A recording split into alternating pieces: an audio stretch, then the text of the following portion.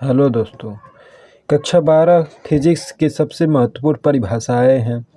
तो अलग अलग सीरीज चलाएंगे महत्वपूर्ण परिभाषाओं के, महत्वपूर्ण डेरिवेशन के और महत्वपूर्ण जो नियम होते हैं उसके। तो आइए देखिए सबसे पहले कितने इसकी महत्वपूर्ण परिभाषाएं हैं जिससे बाहर कुछ भी नहीं आता है। सबसे पहला है विद्युत क्षेत्र की तीव्रता, फिर विद्युत द्विध्रुव, विद्युत द्विध्रुव आघूर्ण, विद्युत बल रेखाएं, रेखीय आवेश घनत्व, आवेश पृष्ठ घनत्व, स्वप्रेरण गुणांक, अन्योन प्रेरण गुणांक, प्रत्यावर्ती धारा तथा वोल्टता का शिखर मान। ये भी एक क्या है परिभाषा है, इसका भी याद कर लेंगे, ये भी बहुत पूछता है। विद्युत चुंबकीय तरंगे, प्रकाश का परावर्तन, ये भी आता है आपका 2 नंबर का। उसके बाद क्या है हमारा, देख लीजिए, संयुग्मी फोकस, रेखीय आवर्धन, रेखीय आवर्धन भी 2 नंबर में हर साल आता है और ये ज़्यादा पूछा जाता है।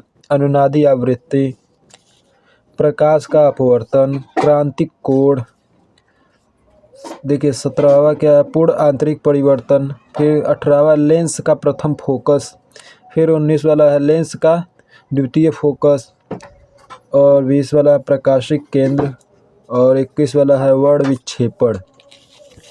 उसके बाद इधर देख लीजिए 22वें नंबर पे है न्यूनतम विचलन कोण, 23वें नंबर पे तरंगाग्र, 24 नंबर पे व्यक्तीकरण, और ये भी हर साल बहुत ज़्यादा पूछा जाता है। और उसके बाद है 25 नंबर पे कला संबंध स्रोत, 26 नंबर पे विवर्तन, 27 नंबर पे प्रकाश विद्युत प्रभाव, 28 नंबर पे है देहली आवृत्ति, और ये भी बहुत इम्पोर्टेंट होता है, बहुत ज़्यादा आता है।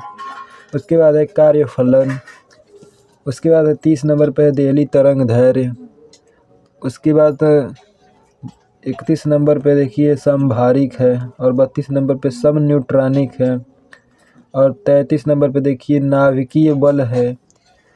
उसके बाद देखिए द्रव्यमान क्षति है 34वें नंबर पर।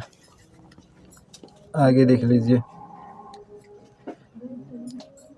35 नंबर पे है बंधन ऊर्जा, उसके बाद है परमाणु द्रव्यमान मात्रक, उसके बाद है 37 नंबर पर अर्धचालक, 38 नंबर पे है अनुगमन वेग, इसकी परिभाषा ज़्यादा पूछी जाती है अनुगमन वेग की, ठीक है। इसके बाद है परावैद्युत पदार्थ, ये भी बहुत पूछा जाता है। विभव प्रवणता, इसको भी बहुत पूछते हैं लोग। चुंबकीय प्रेरण, ये भी ज़्यादा पूछा जाता है, और समविभव पृष्ठ, ये भी ज़्यादा पूछा जाता है।